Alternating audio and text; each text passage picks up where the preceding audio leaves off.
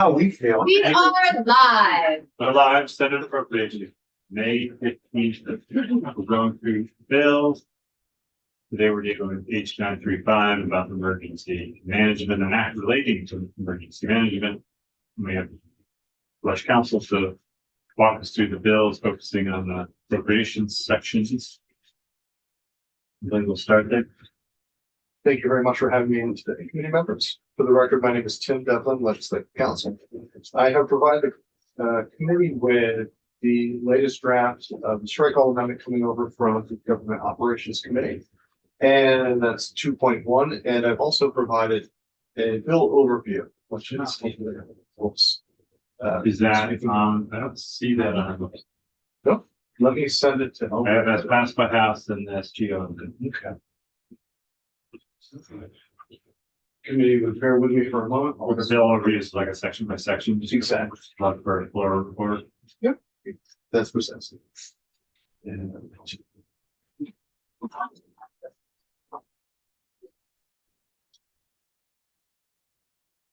okay.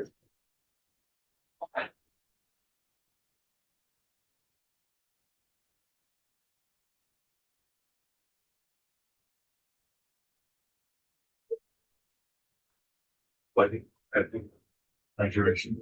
right.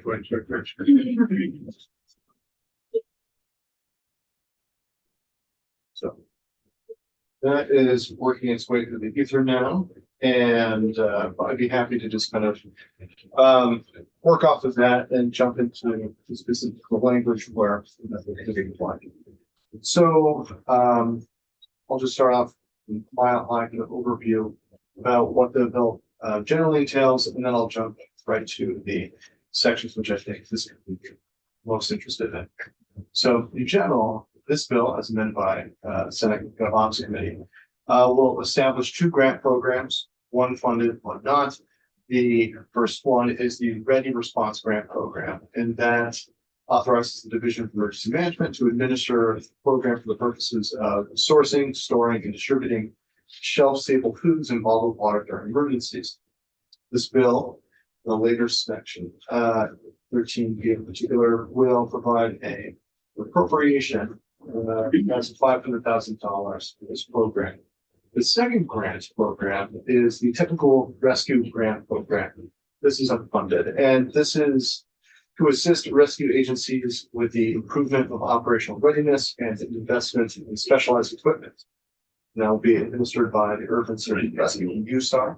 So USAR is the grant for Yes, they'll be managing out to the local fire department.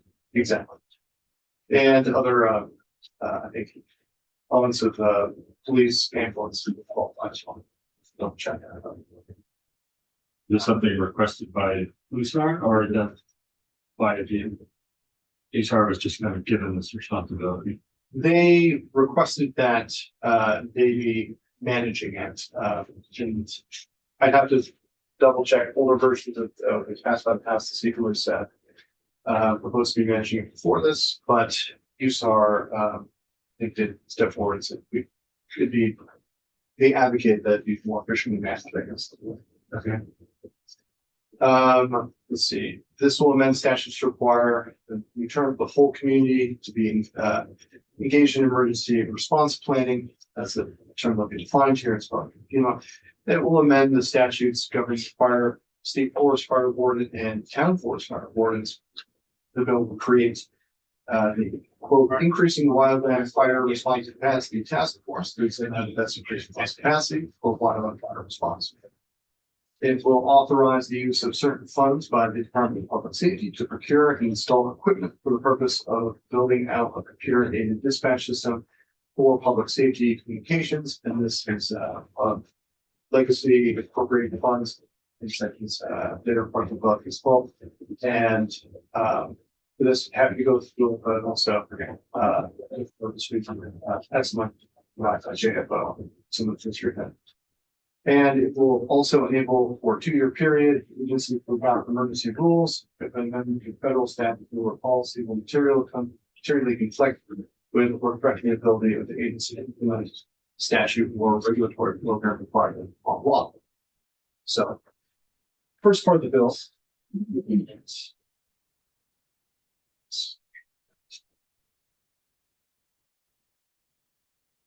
So, starting off with section 1, which will create the Ready Response Grant Program. This is where we have, sections 1 and then section 13B is the appropriation for this grant program. Again, that's a size of $500,000. I should also note that 13A is a section that will states that the section 1 of the bill, that is the amendments to 20 VSA 52, which established the grant program in statute, does not have to be implemented. The Department of Public Safety does not have funds available. Would the committee like to know more about the grant program itself, or? Sure. Just a quick question, Tim. Who's actually administering these grants? Is it Vermont Emergency Management or is it USAR? Sorry, USAR is the second grant program for the technical, Not $500,000. No. Thank you. This is to an eligible food bank. We're assuming it's like just a statewide food bank, not a regional, like a town food shelf and food bank. I'm assuming we're thinking it's going to be the food bank, but it doesn't. It could be. I don't know if we have another statewide. Sure, and let's see, we'll give it to eligible food banks. And let me see exactly what I'm doing that here. Okay. Quickly read through this. Eligible food bank, rules of that. Then the grant shall be of amount sufficiently compensated, grant to be always section value, okay, reward supplies. So it does not look like it necessarily either applies who's eligible or There's only one grant. It's a grant to an eligible food bank. Where are you? It's really one food bank, isn't it? I don't know. Maybe there's another one. I don't know. so it's an annual grant to an eligible food bank to source, store, and distribute food shelf ready food involved. Okay, but funds. Maybe they didn't want to name them by saying it's an eligible food bank. Okay, that's fine. And I should apologize for the obvious that I took over the scope from another attorney, so I'm not too familiar with some of the original intent. That's fine, because I think we heard testimony about that program. Good.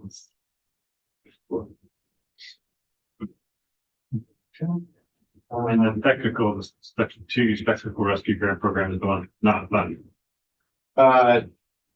Neither, yes, you are correct.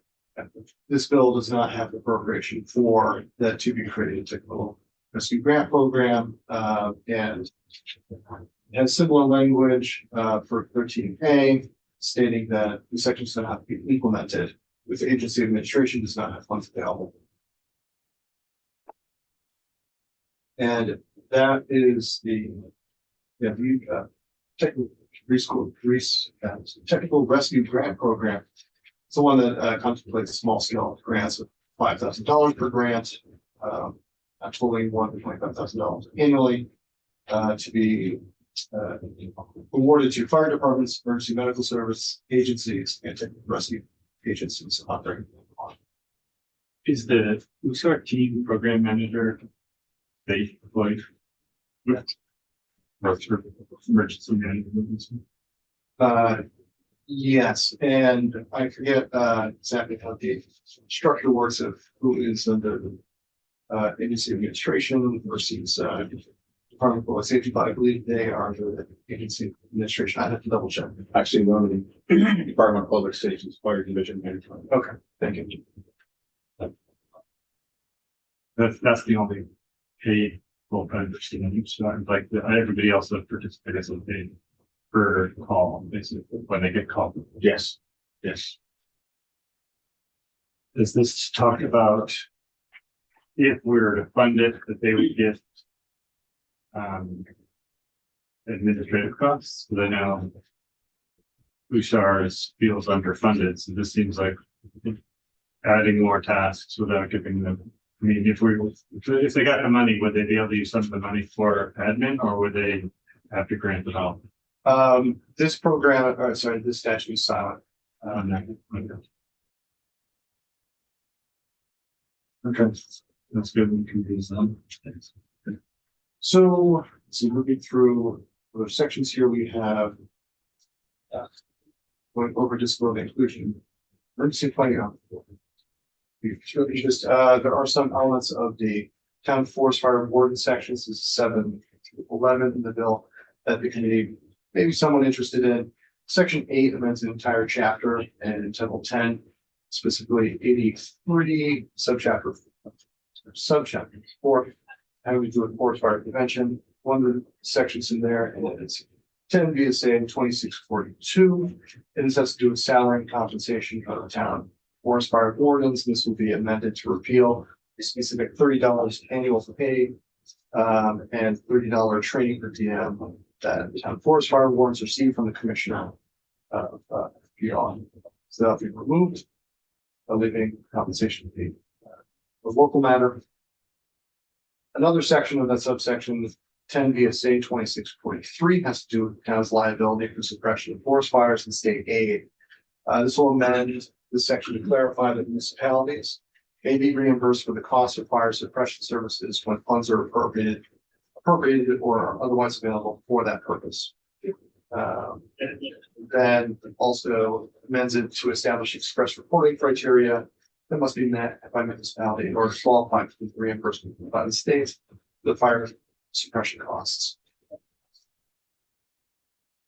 Then leaving the fire warden sections, we go to there is part 5 of the bill, really is section 11A that the Senate GovOps committee put in here has to do with increasing waterland fire response capacity in the task force. There's possibility that this task force qualifies for per diems. Well, that's on pages 25-6 of the bill.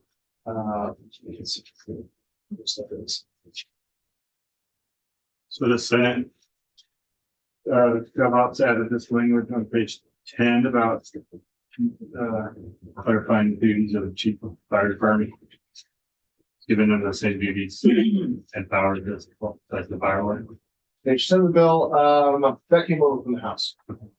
The Senate GovOps committee looked like they amended anything to section 10 VSA 2644. They left that as is. Let's see. Section 12 of the bill has to do with public safety communications. And this is a portion of session law. To Department of Public Safety Communications Task Force authorization for ongoing expenditure of funds. In this section authorizes the Department of Public Safety to use monies appropriated or held in reserve pursuant to 2022 Acts of Resolve number 185, as amended by the others.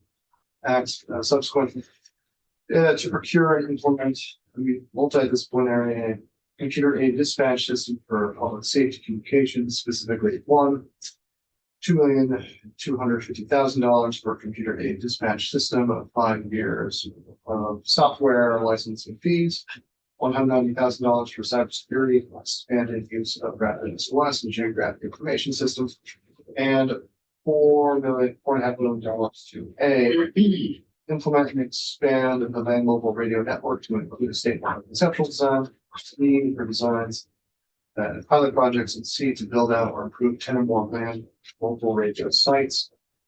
Then it'll also extend requires to be 3 report facts, and also stipulates that after 3 years, the Department of Public Safety may request the legislature to use any remaining monies from those appropriations or appropriations that held in reserve under that section. Then subsequent section extends the life of the Public Safety Communications Task Force, or in through February 2027. And Here's what I'll note that my colleagues in JFO have provided some materials on this as well. So then I think the only other part of the bill that is going to be particularly interested is in, again, section 3013B. That's where we have that appropriation $500,000 to the Department of Public Safety for the ready response grant program.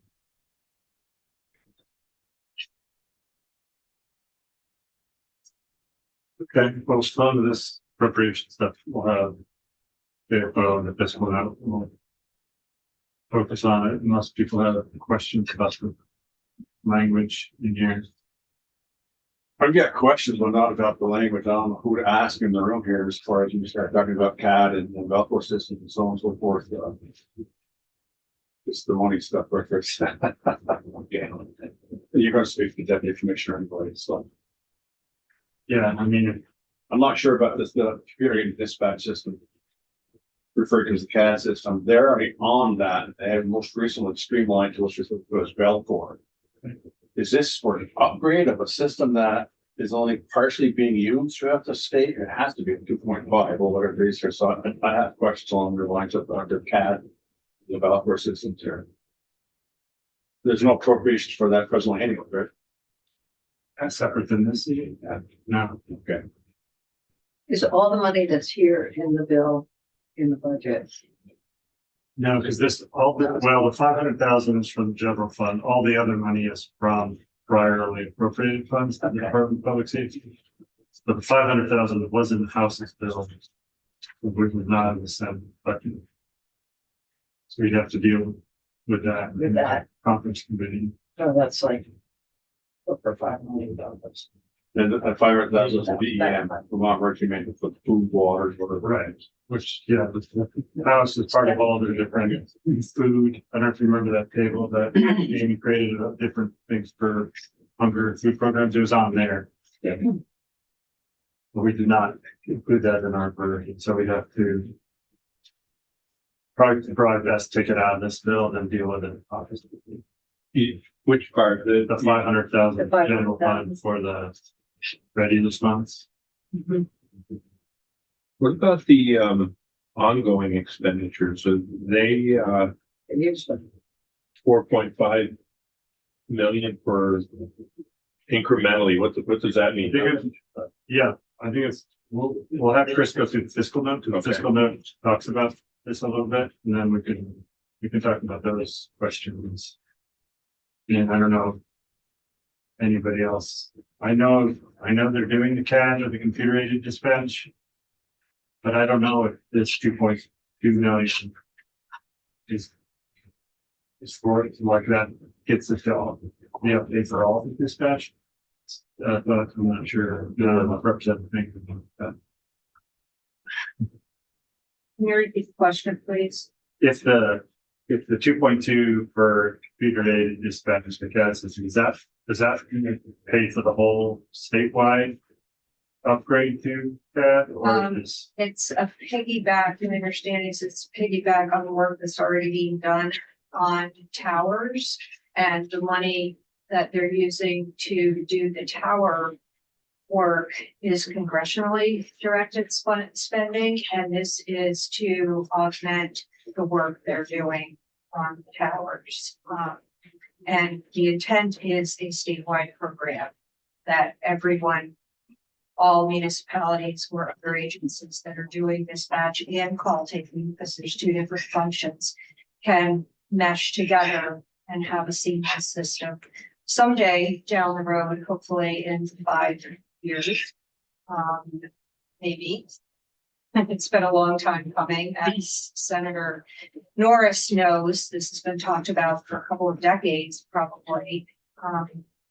And long story short, the 2.25 is only a drop in the bucket of what would be needed if they were to start from ground zero right now and build an entire new statewide system. That would be upwards of $35 to $40 million. You can do that. That's the whole system, not just for CAD. It's Correct. consider line. Yeah, so I'm looking at the language, so it's from 2022. Yeah. So, and then to the 2.25, to be spent by January 1/27, so it's still, that's still in the works. Then there's the immediately available 190, I'm assuming that's already been used. And then the 4.5 million over 3 years, is in that, that was available until 2025.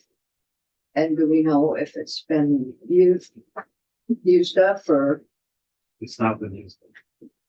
and so what do we do about that? Is that something that we So there, like, my understanding is that the 4.5 before was for something else being reappropriated Okay.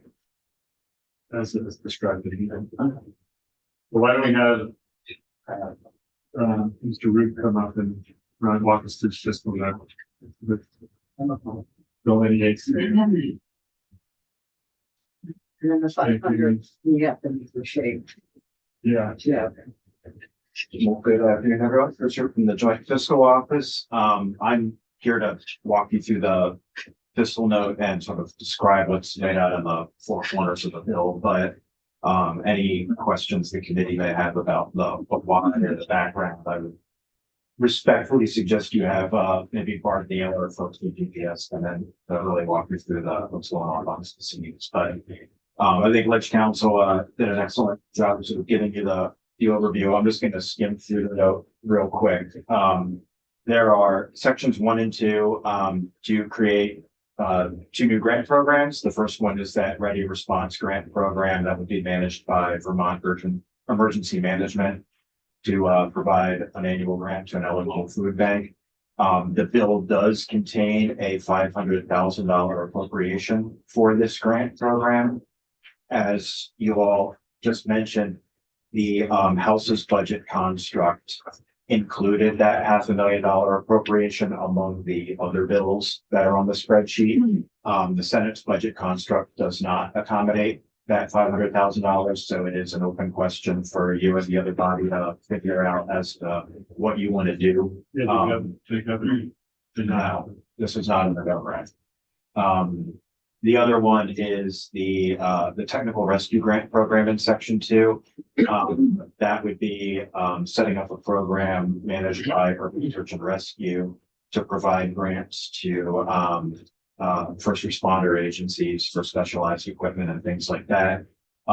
This is not funded in either the House or the Senate budget construct. And as Tim had mentioned, Section 13A has contingency that makes the duty to implement those 2 grant programs contingent upon the availability of sufficient funds within DPS and AOA to support them. You know, I realize this is an open conversation as you start out with the budget, but one thing you might also want to think about is I think 13A, we might need to clean that language up or remove references to AOA because in a prior iteration of the bill, this contingency applied to some language access work that would have been managed at AOA, but that had been removed from the bill. So I think all we have now that are subject to the contingency are 2 grant programs that we can manage by DPS. So it probably doesn't make sense to keep a reference to AOA in there. This is just planting a flag in the ground for a future conversation about another housekeeping item that you might just want to deal with as the $500,000 question itself as well. Okay. There are also some changes to DPS for a previous appropriation for the Public Safety Communications Task Force, and I'll go through that sort of separately at the end of the fiscal note. I think I already described a lot of this verbally, but if you want more words and you have trouble sleeping this weekend, there's 5 pages here that you can go through for some history. And I should remove references to the working group and that technical. You had mentioned the town forest fire warden section. That is a very large section of language that my understanding is a lot of that was intended to be statutory cleanup to modernize statutes that have been on the books for a long time. And part of the theme around all of this was forest parks and recreation wanted to clean this up and streamline it and essentially designate the chief of the local fire departments that cover a town to be the town forest fire warden and sort of delegate some of that responsibility more to the municipal level. That really nominal $30 annual compensation provision would be removed as part of that, and that represents, nominal savings. We already have 12 to 15,000 they testified. Tim had also mentioned that Section 8 has some language that addresses reimbursement to municipalities for the cost of suppressing forest fires. I want to let you all know upfront that the bill does not require an expenditure, does not carry an appropriations permissive language. And it essentially says that the municipality shall pay the cost of suppressing forest fires that occur on land that is not owned by the county. But the commissioner may reimburse the municipality for some of those costs if funds are appropriated for that purpose. If the fire occurred on land owned by ANR, the state may reimburse the municipality for some or all of its costs at a rate determined by the commissioner. And there's some criteria in the bill, but again, it does not explicitly set a reimbursement rate or explicitly appropriate language. There's a really unusual, obscure provision in Section 9 about the uniform fire prevention ticket that's proposed to be repealed. This is sort of an antiquated, hardly ever used penalty that puts the forest fire wardens in this uncomfortable spot of writing tickets for prosecution in the court system. It's very burdensome over a very small amount of money. So since this really isn't being utilized and there are other ways to go about enforcing setting fires where you're not supposed to, this is proposed to be removed, and we don't expect that's going to have any change. It probably should, since that's pushing the criminal division superior to court on that. And municipal tickets, so. Yeah, this is just not utilized in practice. All hold. Yeah. Section 11A creates a new task force that would be entitled to per diems, but it's a little unusual that there's not a maximum number of individuals on this. There's a lot of organizations here. There's also not a maximum number of meetings. However, the vast majority of these people are probably not eligible for the per diem compensation, so this would be a nominal cost to FBR. And the thing To describe how like the Green Mountain National Forest gets represented, I assume that, or just say that. I defer to Ledge Council. I think it's up to the organization to send somebody, but it's not clear if they would The send. Green Mountain National Forest, the federal government. Right. But they could send one rep, they could send 10 reps, but. It's okay. We don't know who would be the Right. The other piece that you all have been talking about is Section 12 about the public safety communication task force. In an attempt to make a very complicated thing make some sort of logical sense, I put a chart together with the help of my colleague Ted Barnett at the very end of the fiscal note that walks you through how things have changed. But bottom line up front is a few years back in Act 185 of 2022, you all made a one-time $11 million appropriation to DPS. And you have then passed subsequent bills that have changed and modified how that $11 million appropriation should be used. This bill proposes more changes for that $11 million appropriation. It does not appropriate anything new. There's no additional money above and beyond that 11 million. We're really just speaking to evolving uses for that $11 million appropriation. So, the bill, would authorize, 2.25 million for the immediate costs associated with establishing the multidisciplinary computer-aided dispatch system and 5 years of software licensing fees. The $190,000 for cybersecurity, expanded use of rapid SOS, which I have no idea what that is, and GIS, and 4.5 million to be available incrementally over 3 years to implement and expand the land mobile radio network. And there's several caveats and requirements around that as well. So this language relates to from now going forward. Okay, it was all appropriated in 22. Right, but not. Has any of it been So only a little bit of that, only a little bit of that 11 million's been spent, and Yeah, you were like a step ahead of me. Oh, sorry. Okay. So, no, this is great. So, of the 11 million, up to 2 million of it was allocated to the Public Safety Communication Task Force for analysis and planning. So $1 million was available, immediately. An additional $1 million could be accessed upon approval by JFC. JFC last July, approved $517,000 of that second $1 million. So that would mean a total of $1,517,634 of the original $11 million has explicitly had, been expended or been released.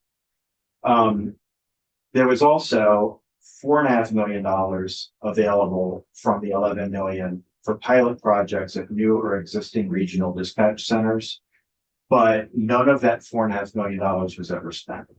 So that continues to be available, and what this bill does is propose how some of that would be reallocated. So of that $11 million originally appropriated, 1.517 has been allocated. A little less than 9.5 million is available. This bill then proposes to make some changes on how that remaining money is spent, which would leave 2.542 available from the original $11 million appropriation. So, with all of those words, I will then move to this little chart. One thing I Yeah. want to point out when you're talking about this on page 4, at one point, in Mat 78, second year 23, Yep. they took that 4.4 and said, let's do demonstration project. Right, Yes. right, and that's what was never. Right, well, yeah, it said that no projects were presented to JFC, but projects were presented to the task force. But they never got right. Because JFC had to approve that. Yeah, the funds have not been. Is the JFC still required for approval, or does the language take that JFC out of it just the 4.5 goes with the land mobile radio network, but it doesn't take JFC out. They would need JFC. I would defer to ledge counsel on it because I don't have the words right in front of me, but Because sort of as a segue to that comment and down to what's at the very end here, I'm gonna see if I can read like this. isn't there, thank you. See if we can decide it so people can actually see it. Hey, there we go. All right. So we tried to map out the history of this original $11 million appropriation over time. So I'll start on the left side. Act 185 of 22 made that available. And said of that $11 million, 4.5 would be held in reserve until a required regional dispatch report is submitted and further approval is spent by the General Assembly. The other 6.5 million would be to provide grants to regional dispatch facilities upon approval of JFC, subsequent to review of the regional dispatch facility grant plan submitted by DPS. Subsequent to that, you all passed Act 78 of 2023, which removed that language and replaced it with something new. And you instead said, of that $11 million, $1 million is available for technical expertise to assist the task force in preparing some reports and doing some other things. An additional $1 million may be released by JFC for additional expertise. Of that extra million, 517,000 and change for the release. So of those 2 million, 1.517634 is what was spent out of that. There was also that $4.5 million for the pilot projects that you just mentioned, Senator Hirschling, but none of that had been spent. So at the end of the day, just under $9.5 million of the original $11 million appropriation is available for figuring out what to do with it. This bill proposes some ideas on what to do with some of that $9.482 million. And that is over on the right side. So we've got 9.48 available there. The bill proposes making 2.25 available for immediately for the costs associated with establishing that multidisciplinary computer-aided dispatch system, the 5 years of software licensing fees, $190,000 we mentioned, the $4.5 million that would be available over 3 years to implement and expand and mobile radio network and related activities. Once all that's factored into, there'd be 2.542 million remaining from the original $11 million. Are there any questions or is that clear as me? When we appropriated that remaining money in the Senate, but Right, and that is an area of dispute between the two bodies that has not been, a settlement has not been reached yet in the budget committee conference. So that's another moving piece in this whole picture. There's no use it or lose it. Either state funds, and if it's not, All state funds. yeah, and if it's not spent, it is essentially there until you all figure out directions on what to do with them.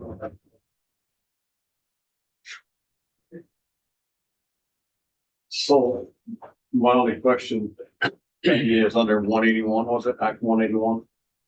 It was originally 185. 185, it was originally dedicated to dispatching and so on and so forth.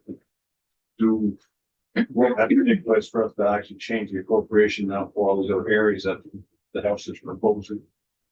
well, that's what the House is, they changed the statutory language so that they can use that money instead of doing it with the regional dispatch, which was what was in Act 185 and in Act 78. I don't know, maybe Representative Hanger can tell us why they decided to jettison the idea that we do pilot projects or start funding the system and instead do the LMR network. But that they've already made those changes in the statute if the bill was passed to reallocate those funds for these new uses. Do you mind answering that question, Representative Hanger? Like, I assume you heard testimony from either the task force or somebody saying that why we should abandon the effort to do some pilot projects instead do that LMR network. Representative Lisa Hango from House Government Operations and Military Affairs. So our committee didn't actually get into the nuts and bolts of what the proposed plan is. We have 2 reports on our committee webpage, and those reports have been drawn up and submitted by the Public Safety Communications Task Force, of which Ms. Barbara Neal is a co-chair, and Deputy Commissioner Dan Batesy is the other co-chair. They could not spend the $4.5 million for pilot projects until they had a plan. And due to the ongoing nature of the budgeting process, you see the language was changed from year to year by House Appropriations. I assume both appropriations committees agreed to this in 2023. And it's a change and requiring them to do these pilot projects. Actually not requiring them, but only allowing the appropriation that $4.5 million for pilot projects. The task force wasn't far enough advanced from what my understanding is, to actually award money for pilot projects at that time. Yeah. And now they have their report that they submitted to our committees on January 15th of 2026. And in the report, there's also a comprehensive plan on how they want to use these monies. And that's what you see in the 3rd column under H 935 proposal. This is what the task force collectively came up with for a use of this funding. And they were not allowed to use any of this previously appropriated money unless they came up with a plan. The House and the Senate the appropriations committees were very adamant that they weren't just going to get all the money and be able to use it however they wanted. So they had to come up with a plan, and it took that long to come up with a plan. And now they have a plan.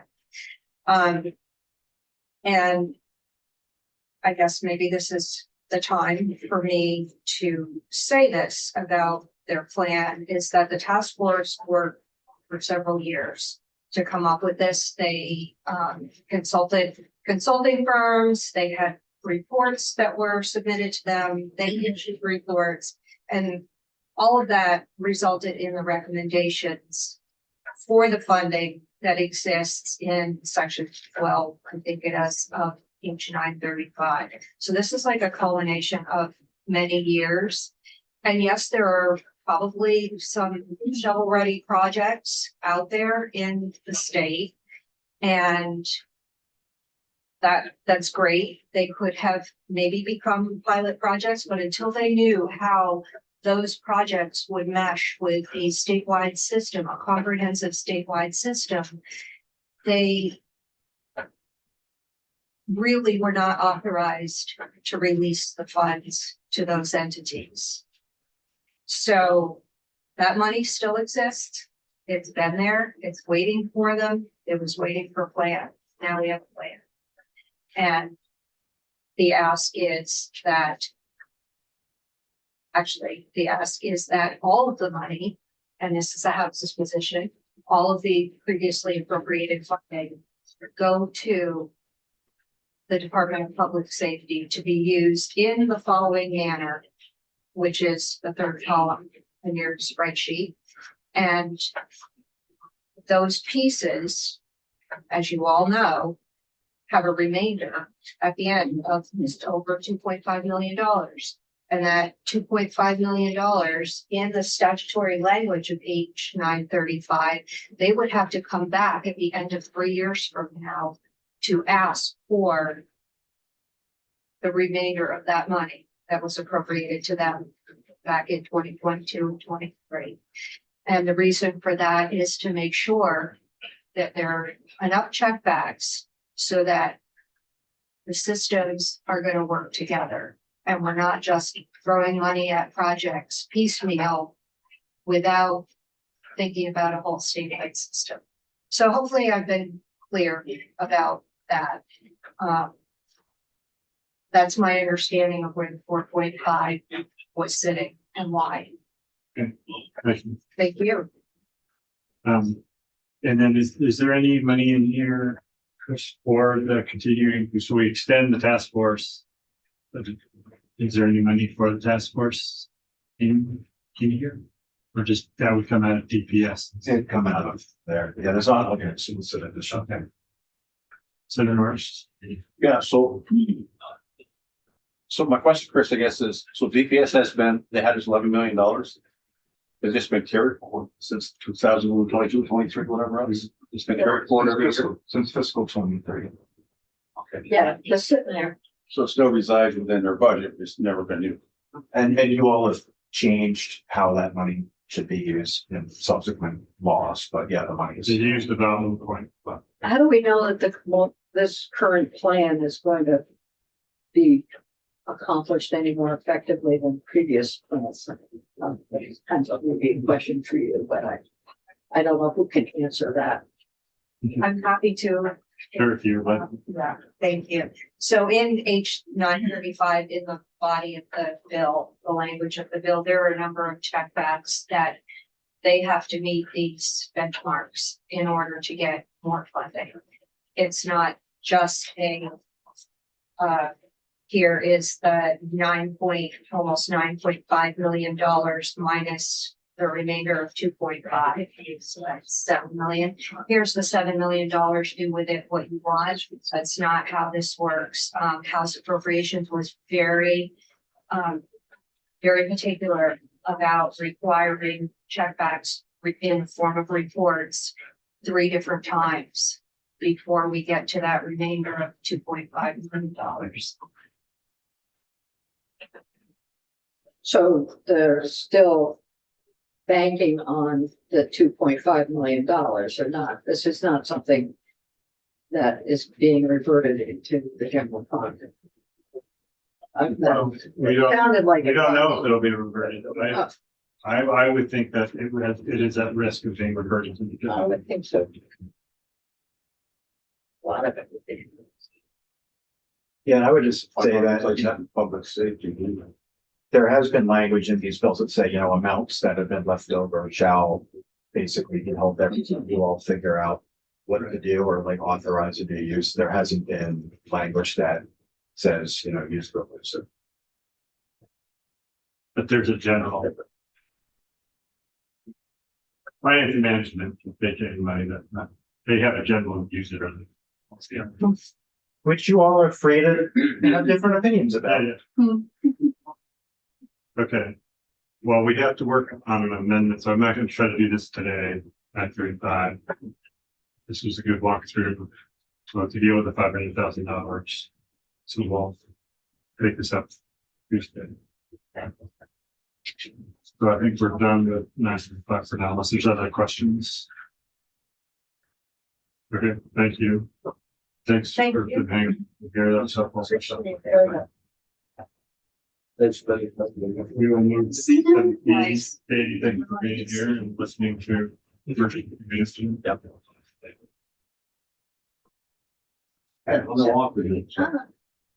My pleasure.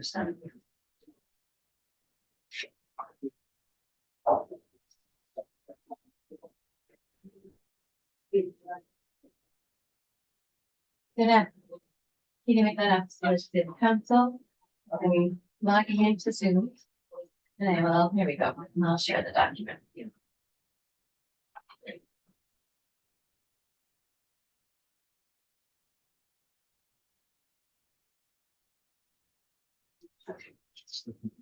So here is 817. This is the Senate Health and Welfare Committee report. This looks quite different from what it looked like when it came over from the House.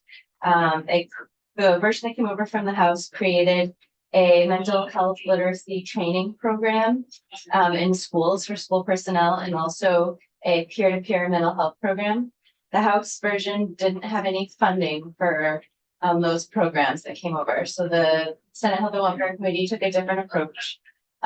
There's a legislative intent section to have the Department of Mental Health in collaboration with AOE to oversee these two programs, a mental health literacy training program, grant program to provide mental health literacy training to educators and other school personnel and after school staff, and likewise a peer-to-peer mental health program to support structured opportunity, student peer connection in a supervised setting.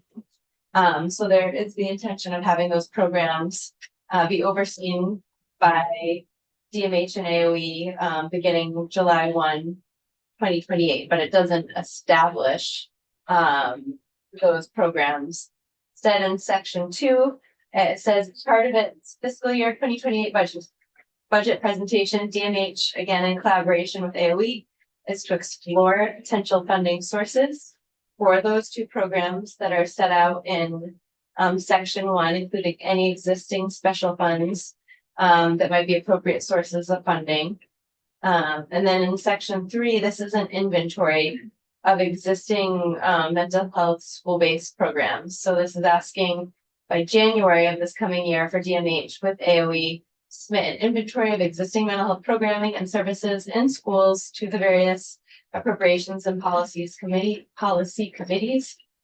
The inventory shall include a recommendation to integrate the mental health literacy and peer-to-peer programming described in section 1 into the existing inventory, into the existing programming and services that are listed in the inventory. So was the original bill, there was some money appropriated to student. Just the talk of appropriations is enough to get it sent to appropriations. I don't know if the bill is introduced had money in it, but the version that came over from the House didn't. So to the extent appropriations are awarded. Oh, that's right, to the extent funds exist. Yeah, that maybe there was like $25,000, maybe that was different, that was like, yeah, No, there was no appropriation. that is introduced, It was like they just left it. If there are funds for this, do it. okay, So kind of okay. Okay, and that's basically what fiscal note. Very short fiscal note. Yeah. No appropriations. So is there any questions? It's less than the. I think this is less. Oh, that is exactly good. So this, Yes. What is this tunnel tour? Yeah. We're a little ahead of that. All right, No, we haven't got to that part of the agenda. okay. Don't get ahead. So, Came in just for that. it's more, I'm okay. go ahead. You want to say something? No, about no, that's fine. Finance? Or you got the- Don't get ahead of us. We do need a fiscal note for the tunnel tour. Okay, well, I'll entertain a motion to pass this bill favorably. Some more. Oh, you do time for. Whoever moves it has to report. suddenly. That's why I sit here. Thank you, Counselor.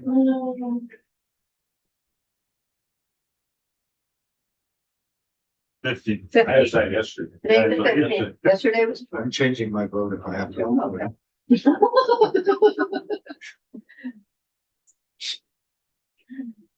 What's within your committee? Okay, are you Yeah. doing the reading? Or I think Martine did this. I forgot, but I can do this. Okay. That's it. Everyone's voting. Senator Peru, Yes. Senator Brennan. Yes. Senator Lyon. Yes. Senator Norris. Yes. Senator Washington. Yes. Oh, look at Westman.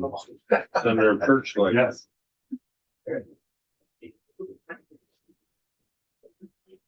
You should go to Richie. I have a lot to say. Hey, well, Lesson to venomous. Is that in your fiscal? Did not use the D word. minus the minutes. LTD. Mine is.